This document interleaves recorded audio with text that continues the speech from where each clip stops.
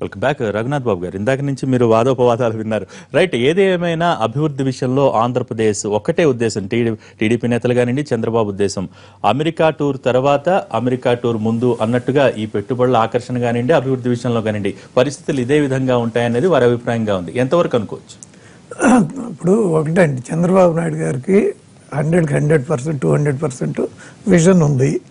ఆయన ఒక్కోసారి నాకు అనిపిస్తుంటుంది ఆ విజన్ కొంచెం చాలా దూరం ఆలోచించటం వల్ల అవి ఈవెన్ నాకు లాంటి వాళ్ళకి కూడా అర్థం కానంత ఉంటుంది. అంటే ప్లానింగ్ ఒక 5 ఏళ్ళకి 10 ఏళ్ళకి అంటే అర్థమవుతుంది. 25 ఏళ్ళ ప్లానింగ్ కూడా ఆయన చేసేస్తుంటారు. అది ఇవాళ అర్థం కాదు, 25 ఏళ్ళ తర్వాతే అర్థమవుతుంది. ఇప్పుడు హైదరాబాద్లో ఆ రోజున ఐటీ పరిశ్రమ ఎంత బాగా వచ్చిందంటే ఆయన చేసిన దానిలో ఆ కృషి ఎవరు కాదనలేరు. కాబట్టి ఇవాళ ఈ విద్యుత్ విషయంలో కూడా ఆయనకి ఏదో ఒక ఆలోచన, ఒక క్లారిటీతో వచ్చారు, దాన్ని అంతా చేసుకున్నారు. ఆ ప్రకారంగా రేపు రేట్లు తగ్గి అవి చేస్తే పరిశ్రమలు బాగా వచ్చే అవకాశం ఉంది కదా ఈ రాష్ట్రానికి. మనకి వాస్తవంగా ఐటీ పెద్దగా రాదండి. కారణం ఏంటంటే మద్రాసు, బెంగళూరు, హైదరాబాదు ఈ 3 చోట్ల రోజుకు 300 విమానాలు దిగుతాయి. మనకు ఒక వైజాగ్లోనే రోజుకు ఒక 40 దిగుతాయి. మిగిలిన చోట్ల ఎక్కడ దిగలేదు. కాబట్టి పెద్ద పెద్ద ఐటీ వాళ్ళు అంత తేలిగ్గా రారు. కాస్త వైజాగ్లో వస్తుంది. కానీ మనకు పరిశ్రమలు రావడానికి తీర ప్రాంతం ఉంది, రోడ్డు ఉంది, రైలు ఉంది. ఈ మిగిలిన రాష్ట్రాలకు లేవు. కాబట్టి అక్కడ పరిశ్రమలు తీసుకురావడానికి విద్యుత్ చాలా ముఖ్యమైంది. చౌకలో విద్యుత్ దొరికితే దానికి ఆయన ఏదో ఒక ప్లాన్ చేసి, ఒక ఆలోచన చేసి ఆ విద్యుత్ కన్నా తక్కువలో ఇస్తానంటే మనకు పెద్ద ఆల్రెడీ ఉన్నాయి. 7 రోజుల పర్యటన వివరాలు మీరు చూసారు. కంపెనీల ప్రతినిధులు కానివ్వండి, లేకపోతే ఎన్ఆర్ఐలు ఇక్కడ పెట్టుబడులు పెడతామని చెప్పడం కానివ్వండి, ఒకే స్టేట్మెంట్ ఇస్తున్నారు. ఎప్పుడు ఏ విదేశీ పర్యటన చేసినప్పుడు కలగని సంతృప్తి నాకు అమెరికా పర్యటనతో కలిగింది. ఎందుకంటే అభివృద్ధి ఫలాలు అందుకోవటానికి ఒక రోడ్ మ్యాప్ మనం చేసుకోవటానికి చాలా ఆస్కారం ఏర్పడింది. అమెరికా పర్యటన చాలా తోడ్పడింది అని చెప్తూ ఉన్నారు. ఎంతవరకు మీరు ఈ కామెంట్ ఏకీభవిస్తారు? అంటే ఇప్పుడు కొంతమందితో ఆల్రెడీ ఒక అండర్స్టాండింగ్ వచ్చారు కాబట్టి ఇప్పుడు కొన్ని కేవలం వాళ్ళు ఎక్కడి నుంచి వెళ్ళిన వాళ్ళు కూడా ఉండొచ్చు. ఎక్కువ మంది వాళ్ళు ఏంటంటే సొంత రాష్ట్రానికి, సొంత భూమికి ఏదో ఒకటి చేయాలని కూడా ఉండొచ్చు. ఆ రకంగా ఆయనకు సంతృప్తి అంత ఇచ్చిందంటే తప్పకుండా సిన్సియర్ మేజర్ కమిట్మెంట్స్ వచ్చి ఉంటాయి. అవన్నీ రేపు ఆచరణలోకి వస్తాయి. మీరేమంటారు? ఇది ఇప్పుడు మనమేం కొత్తగా చూస్తలేము ఆయన విదేశీ పర్యటనలు ఇవన్నీ. Next trip Pakistan, Iraq, Afghanistan వెళ్ళి ఐఎస్ఐ తిరిగే వాళ్ళ దగ్గర ఇంతకంటే డబ్బులు ఎక్కువ ఉన్నాయి, వాళ్ళందరితో మాట్లాడొచ్చిన పెట్టుబడి పెట్టడానికి సిద్ధమైనారనే ఆశ్చర్యపోనక్కర్లే. ఎందుకంటే గతంలో 15 దేశాలు చిట్టొచ్చి ఏమి చేసిండగా ఇంతవరకు అయితే ఏం చేయలే. ఇప్పుడు నాకు ఇది చాలా తృప్తినిస్తుందంటే దాని అర్థమైంది 15 దేశాలు ఎందుకు చుట్టూ వచ్చినట్టేనా. రేపు పొద్దున 17వ దానికి కూడా పోయొచ్చి నాకు ఇది ఇంకా మహాతృప్తిని ఇచ్చింది అనేది.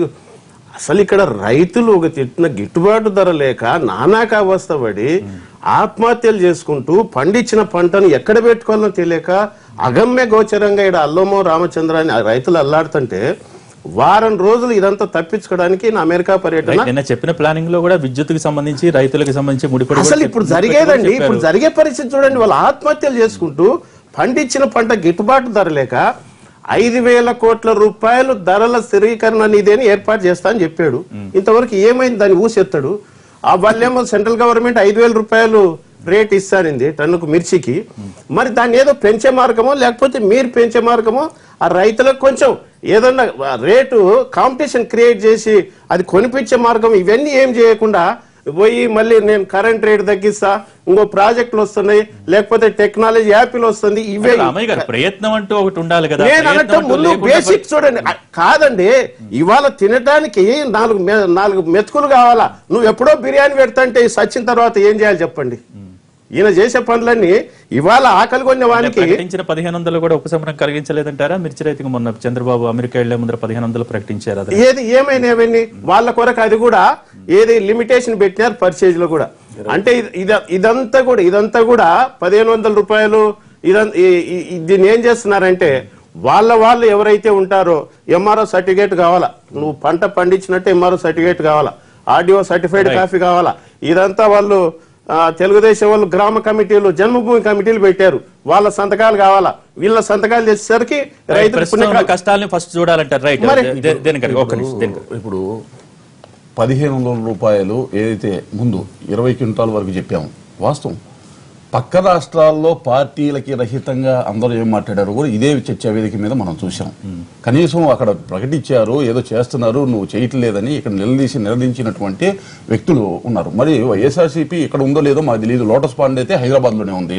ఇక్కడ రైతుల గురించి మాట్లాడారు. మరి ఇక్కడ పార్టీ మూసేశారో లేదో కూడా వాళ్ళు ప్రకటించాలా? మేము అక్కడ చేసిన దాన్ని అన్ని పార్టీలు ఆహ్వానించి అదే విధమైన చర్యలు నువ్వు ఎందుకు తీసుకోలేదని ఇక్కడ రామయ్య గారు ఇందాక ఆయన చెప్పారు.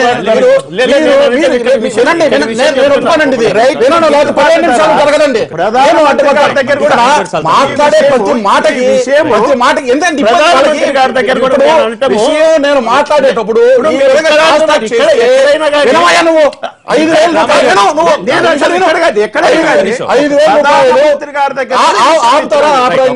విను 5 నిమిషాలు ఎందుకు ఊరనే సమయం కూడా చాలా తక్కువ. శుక్రవారం 4 రోజులు ఉంది. ఇప్పుడే కాకుండా 5,000 రూపాయలు క్వింటాల్కి ఏదైతే కేంద్ర ప్రభుత్వం మేము చొరవ తీసుకున్నాక 1,250 రూపాయల ఖర్చులతో కూడా కలిపి తీసుకొని వెంకయ్య నాయుడు గారు ఎప్పుడైతే చంద్రబాబు నాయుడు గారు అక్కడ మాకున్నటువంటి వ్యవసాయ శాఖ మంత్రి సోమిరెడ్డి చంద్రబాబు రెడ్డి గారు రిప్రజెంట్ చేసిన తర్వాత వచ్చిన మాట వాస్తవము. నిన్న 1,500 రూపాయలు చెప్పిన తర్వాత రైతులు మొత్తం తెలుగుదేశం పార్టీకి సంబంధించిన వాళ్ళంటే అలాగే ఆశీర్వదించండి, వచ్చినటువంటి ఇబ్బంది లేదు. మీరు దీక్ష చేశారు, కుడివైపు ఎవరిని పెట్టుకున్నారు, ఎడమవైపు పెట్టుకున్నారు, కుడివైపు దళారిని పెట్టుకున్నారు, మిర్చి యార్డులో దళారిని పెట్టుకున్నారు.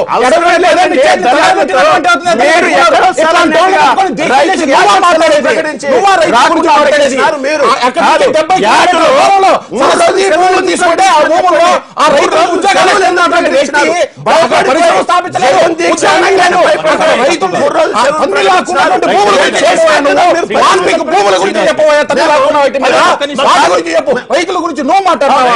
రైతుల గురించి నో మాట్లాడతావా? రైతులు మొత్తం తెలుగుదేశం పార్టీ చెప్పదలుచుకుంటే అంతకన్నా సంతోషం మాకేంటి? పసుపుకి సంబంధించిన 6,000 రూపాయలు 6,000 ఇచ్చాము. ఏమండి ఇదే పసుపుకి ముఖ్యమంత్రిగా ఉన్నప్పుడు రాజశేఖర రెడ్డి ముఖ్యమంత్రిగా ఉన్నప్పుడు తెచ్చాడు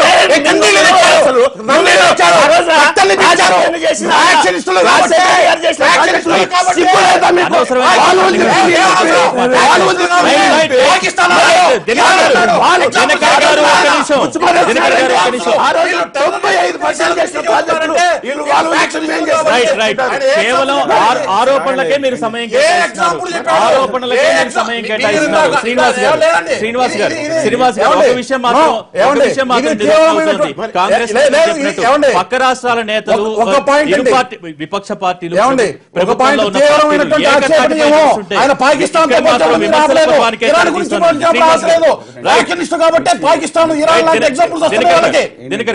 మిర్చి విషయంలో సోమిరెడ్డి చంద్రమోహన్ రెడ్డి గారు ఫస్ట్ అండ్ ఫార్మోస్ట్ అప్రిషియేట్ చేస్తానండి.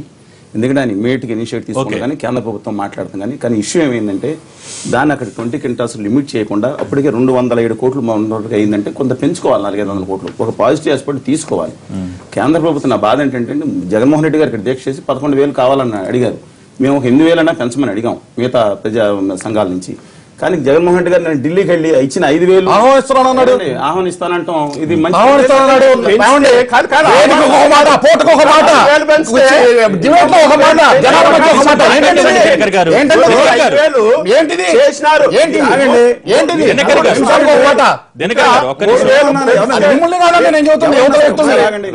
డిబేట్ లో ఒక మాట లేకపోతే చెప్పిన మాటలే. ఒక నిమిషం మీరు చెప్పింది 100% ఏకీవిస్తున్నా.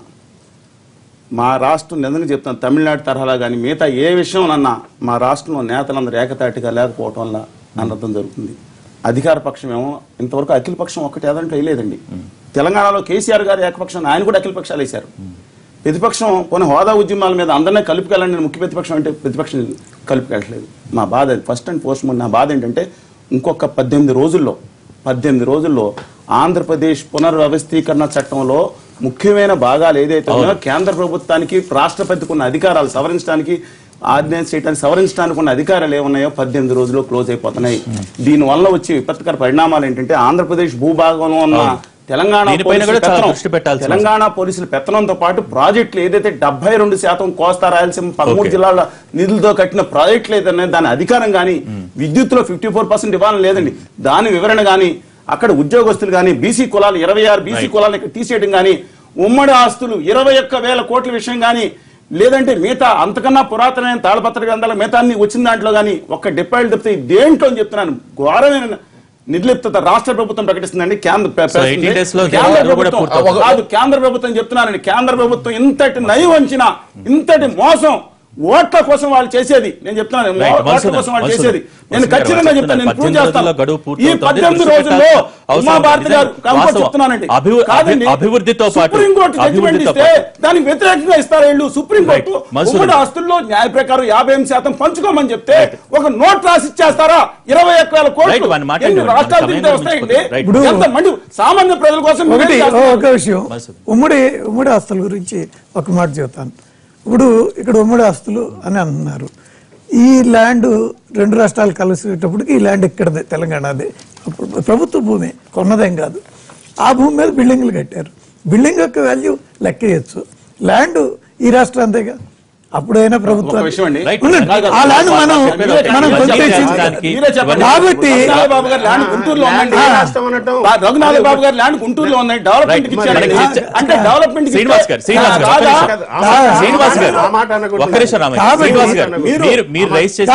ముఖ్యమైన పాయింట్, గడువు 18 రోజుల్లో పూర్తవుతోంది. పూర్తి స్థాయిలో దృష్టి సారించాల్సిన అవసరం ఉంది. అభివృద్ధితో పాటు దీనిపైన కూడా ఫస్ట్ ఇమీడియట్ గా దృష్టి సారించాల్సిందని వారు ఒక సూచన చేశారు. దాని గురించి చెప్పండి. దృష్టి సారించాలి, లోపలికి వెళ్తే అది మళ్ళీ పెద్ద చర్చ ఉంది.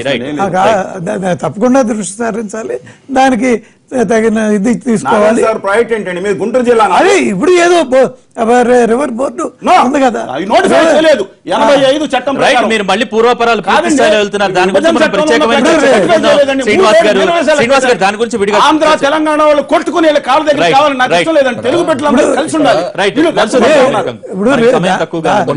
దానికి రివర్ బోర్డు ఉంది, విభజన అంశాల్లో నోటిఫై ఎందుకు చేయలేదు? సుప్రీంకోర్టు జడ్జిమెంట్ కి ఎగనెస్ట్ గా మీరు ఎందుకని మొత్తం ఆస్తులు ఒక దగ్గర అప్పచెప్పారు?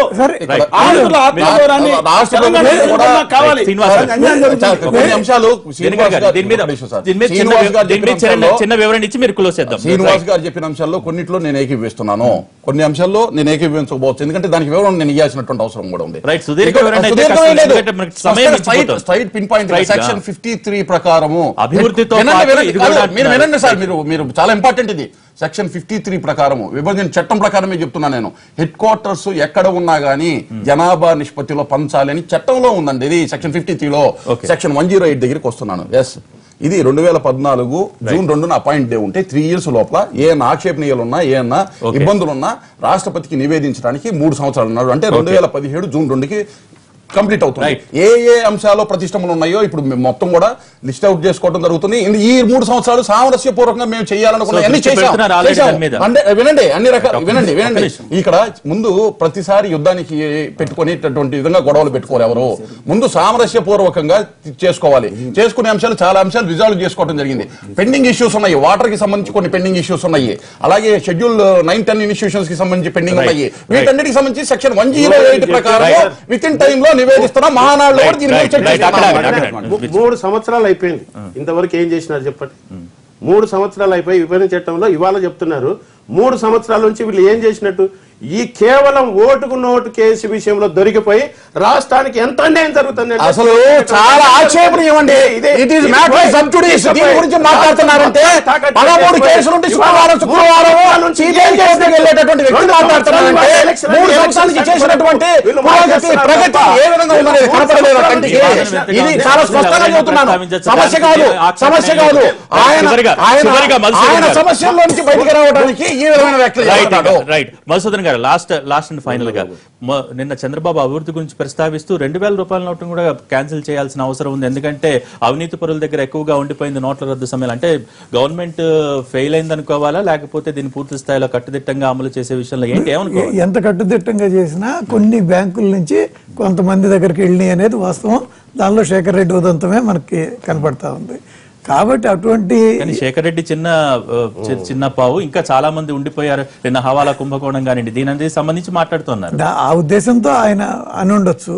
దీన్ని మొత్తంగా కాంప్రహెన్సివ్ గా కేంద్ర ప్రభుత్వం ఆలోచన చేసి చేస్తుంది. బట్ ఒకటి మాత్రం వాస్తవం, ఈ బ్లాక్ మనీ అనేది, బ్లాక్ మనీ అంటే కరెన్సీ అనే కాదు, ట్యాక్స్ కట్టకుండా తిరిగేదంతా బ్లాక్ మనీ. ఆ బ్లాక్ మనీ కంట్రోల్ చేయడానికి కేంద్ర ప్రభుత్వం అన్ని చర్యలు తీసుకుంది. Right, thank you very much. ఈ రోజు లైవ్ షోలో పాల్గొన్నందుకు ధన్యవాదాలు. ఇది ఈ రోజు live show. Stay tuned to NTV.